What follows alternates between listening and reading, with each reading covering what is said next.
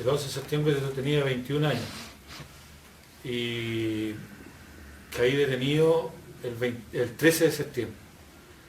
Y el 11 de septiembre nosotros estábamos trabajando, haciendo trabajos voluntarios. Yo era militante de la Juventud Comunista y estábamos trabajando con los compañeros camioneros del Mopare, que se dedicaban a llevar el trigo a los molinos, y de los molinos traíamos la harina hacia los sectores periféricos de Valparaíso.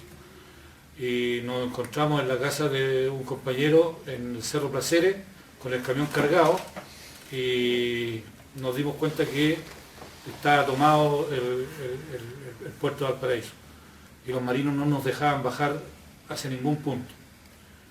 Y haciendo el cuento así, nos quedamos en espera. Yo me quedé en esa casa hasta el día 13, que decidí ir a la casa de mis padres, en donde yo vivía, y se nos ocurrió, digamos, hacer un almuerzo familiar, porque nos encontramos todos, los 7 hermanos, perdón, éramos 6 hermanos y uno que se había ido con su señora a ver a la mamá de su señora. Y en el camino se cruzó con su cuñado, que era Juan Cisterna, y Juan Cisterna llegó a ver a la casa nuestra a la hermana de él, y lo invitamos a almorzar. Y desafortunadamente en ese minuto nos detienen a todos los hombres en la casa, todos, incluyendo papá, incluyendo el suegro de uno de mis hermanos, Jorge. De inmediato nos llevan a un retén que está en la calle, en Portales, en la Caleta. Había un retén que estaba cerca del matadero, y de ahí nos trasladan, después de darnos un pequeño ablandamiento, sin ninguna pregunta, nada, no hicieron nada. Enseguida nos trasladan a la tercera comisaría del Barón. Ya ahí la cosa se pone más espesa. Del golpe, yo como profesor estaba trabajando en la empresa de vivienda prefabricada, la KPD del Belloto Quilpué. Estaba encargado del departamento, su departamento de capacitación laboral. Estaba recién casado. El 11 de septiembre, cuando voy un poco más tarde al trabajo, un amigo me dice que hay golpe de Estado y por lo tanto no llegué a la KPD. Si hubiese llegado, la KPD fue asaltada por la marinería de la base aeronaval del Belloto, fue cercada, todos los trabajadores tirados en el suelo, se les pegaron a mucho y luego de ahí venían ya con datos, fueron llevados al estadio Playa Ancha, según tengo entendido, y luego al Maipo, y de allí algunos se fueron a Pisagua. Yo fui detenido en la misma KPD el día 10 de octubre, yo tenía militancia socialista, y de allí fue conducido, primero el interventor naval negó que yo saliera porque ahí me iban a sacar sin papel y gente que él no conocía, que era el comandante Vargas. Luego que le trajeron papeles porque él me dijo que él no quería ser cómplice de nada raro, quería tener las espaldas cubiertas, fue sacado yo y me llevaron al retén de investigaciones de Quilpué, que estaba al frente de la estación de Quilpué, todavía está ahí. Ahí pasé, no me acuerdo bien, una noche o 2 noches, fui torturado con electricidad muy fuerte, hasta con sangramiento nasal, y luego de allí fue conducido a otro campo de prisioneros donde había más gente, que era la misma base aeronaval del Belloto, que tenía un verdadero hoyo. Una noche rodeado al buque Leu, que era un buque prisión que estaba en el molo de abrigo acá en Valparaíso, y que tenía 2 bodegas llenas de pesos políticos. En las bodegas, 2 bodegas, la 2 y la 3, y donde también hubo mujeres que estuvieron presas, digamos, en algunos camarotes. De allí un día, cuando mi familia logró ver que yo estaba allí, me llevó ropa, me sacaron con varios compañeros más en una camioneta y nos condujeron a la Academia de Guerra, que estaba acá en Playa Ancha, en Valparaíso. Allí tuve la suerte que no conversaron conmigo, también entre comillas, porque me encontraron en mal estado y me sacaron en la misma, bastante torturada. Ahí estuve casi un mes, donde pasé las hambres más grandes de mi vida, donde hubo condiciones infrahumanas de tratamiento a los presos. Tarde, sorpresivamente, nos habíamos reído harto en todo caso, nos empiezan a nombrar desde la cubierta para que subiéramos con nuestras cosas, que eran muy pocas. Subimos y nos hicieron llegar al molo y allí nos dijeron que íbamos a ser trasladados a otra parte del país.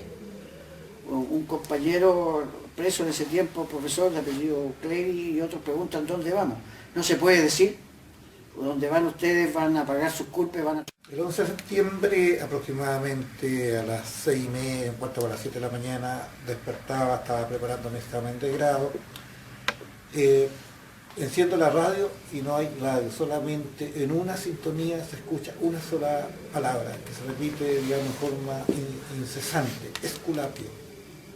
Igual que el médico griego, solo eso, que probablemente haya sido algún tipo de frase clave que se utilizaba en la fuerza de ocupación para determinar el grado de dominio de la situación en Valparaíso. Era todo lo que escuché.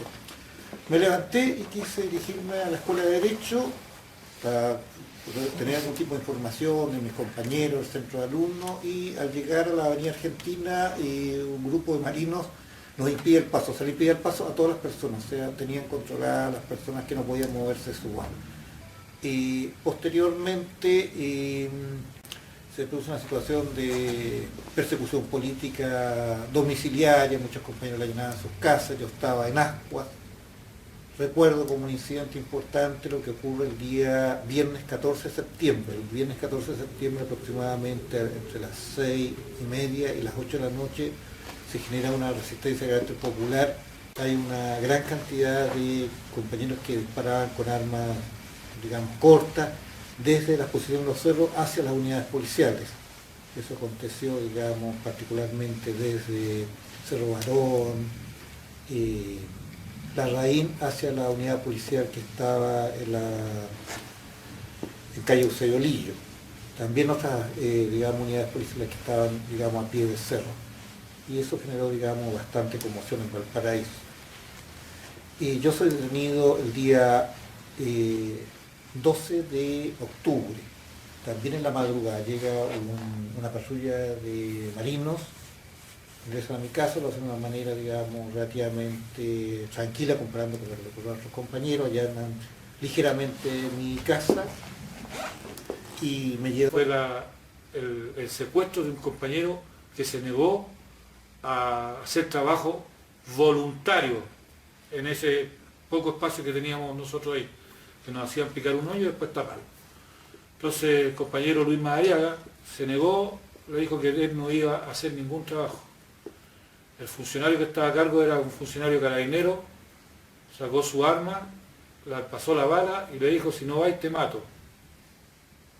Este es un recuerdo que yo tengo de lo que yo creo que fue así, porque he conversado con nuestros compañeros y no todos lo recordamos igual. Pero lo que yo recuerdo es que Luis le dijo: mátame, me vas a hacer libre. Me vas a hacer libre.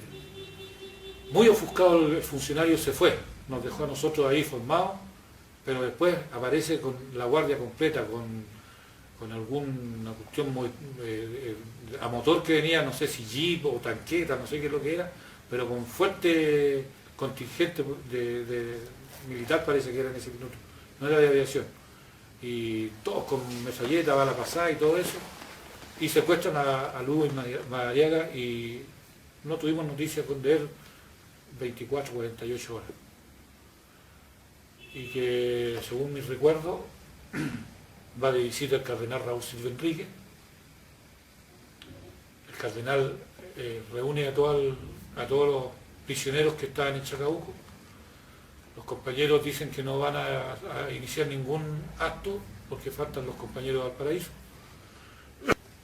Ahí nos van a buscar a nosotros, informamos que falta un compañero que está secuestrado, se hace otra reunión, el obispo de Antofagasta interviene para que aparezca Luis Madariaga, no aparece en el momento, pero afortunadamente el compañero regresa, machucado y todo, pero con vida.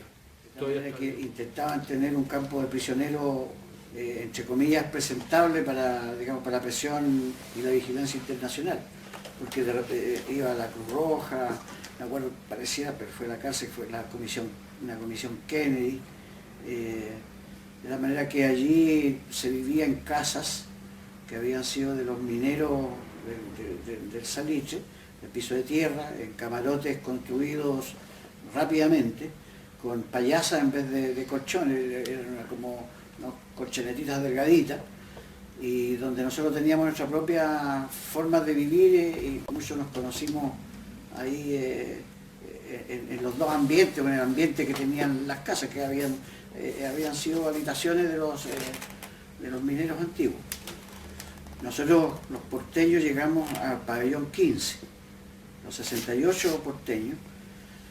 La estructura organizacional que había allí, efectivamente, como decía Carlos, estaban divididos por pabellones, donde vivían los presos de distintos lados.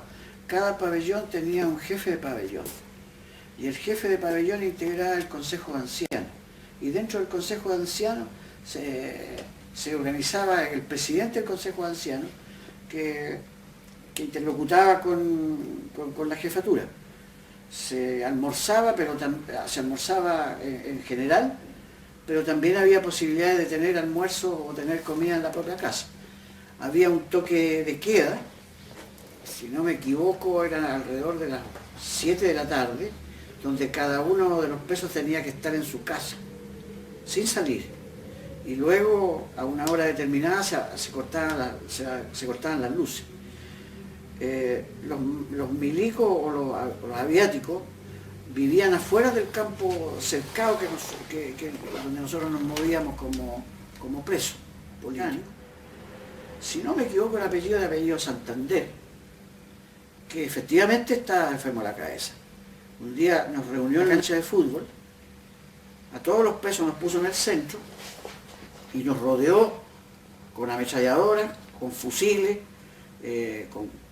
había un tanque, creo, también, y hizo una arenga que él había sufrido mucho con la Unidad Popular, que a un hermano le habían quitado la citroneta, que había recibido en una mocha callejera, había recibido un cadenazo, y por tanto él nos odiaba, y quería matarnos. En ese momento nosotros pensamos que iba a dar la orden de fuego, porque estábamos todos en el centro, con el capitán enfermo de la cabeza, hablándonos, insultándonos y destilando todo su odio. Después de una hora aproximadamente, nos dejó ir a cada uno de nosotros a nuestras casas. Hasta que un día nosotros fuimos trasladados, nos juntaron como 6 u 8, no éramos más, y nos llevaron con todas nuestras cosas en un camión a Cerro Moreno. Pero pareciera ser que no tenían todo bien organizado, porque ese viaje falló. Y de Cerro Moreno nos tuvimos que devolver otra vez a Chacabuco. En ese momento yo tuve posibilidades de saltar del camión, porque venían mal custodiados. Pero no me atreví porque no tenía dónde ir, no tenía dinero, una de las curvas.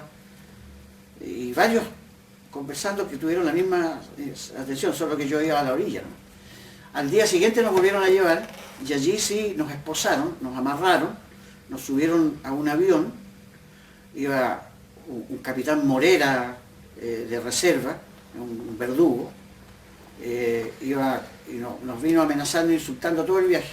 Ahí llegamos a la base aeronaval del Belloto, nos subieron a un bus, y yo soy de Quilpué, o sea, antes que aterrizar el avión vi hasta la casa que vivía.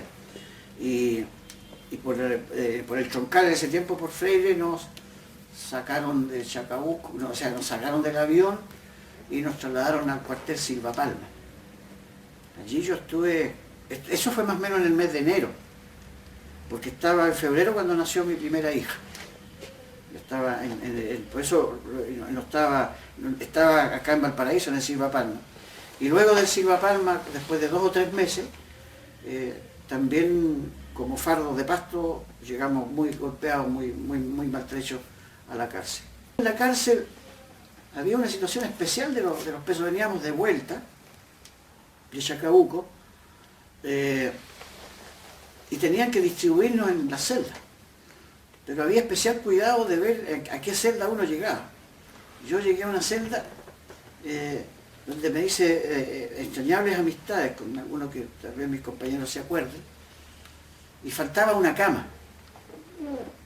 Yo vivía allí, uno de los prodigios que hoy día sería difícil de ver, cuando uno de mis compañeros que no me conocía, me conoció allí, hizo una cama en el suelo y me entregó a mí la cama de él, que era lo único que tenía.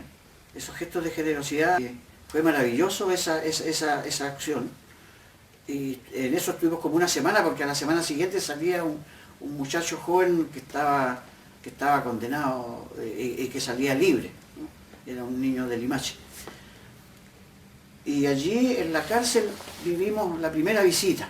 Yo afortunadamente pude avisar a través de un preso que salía, que me conocía, pude ver a la visita, y a la segunda vez, o a la primera, no me acuerdo, conocí a mi hija, que ya tenía como 4 meses de vida, 3 meses de vida.